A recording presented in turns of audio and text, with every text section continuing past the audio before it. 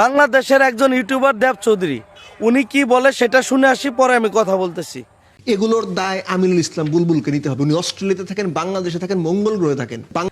আপনি নিজে বলতেছেন যে বাংলাদেশ ওয়ার্ল্ড কাপ বয়কট করার পিছনে আমিনুল ইসলাম বুলবুল দায়ী।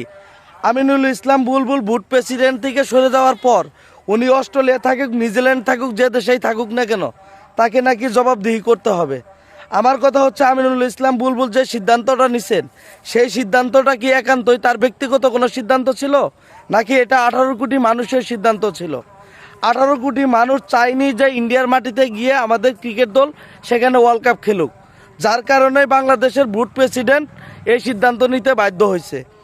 অথচ আপনি এটা নিয়ে এমনভাবে বিস্তার আলোচনা শুরু করছেন, এতে করে মনে হচ্ছে যে বাংলাদেশ উলটপালট হয়ে যাচ্ছে, বাংলাদেশ ধ্বংস হয়ে যাচ্ছে। আমি আপনাদের কাছে প্রশ্ন করি, আজকে আমিনুল ইসলাম বুলবুলের জায়গায় যদি আপনি বুট প্রেসিডেন্ট থাকতেন, সেক্ষেত্রে আপনি কি করতেন? আপনি কি 18 কোটি মানুষের সিদ্ধান্তের বাইরে গিয়ে কোনো সিদ্ধান্ত নিতে পারতেন? একদমই পারতেন না। আজকে যখন বাংলাদেশ ওয়ার্ল্ড কাপ বয়কট করছে, এখন আপনাদের শরীরে জ্বালা ধরে গেছে। কিসের এত জ্বালা রে ভাই? স্বাধীনতার পরবর্তী সময় থেকে শুরু করে এখন পর্যন্ত বাংলাদেশের প্রত্যেকটা সিদ্ধান্তেই ভারত হস্তক্ষেপ করে আসছে।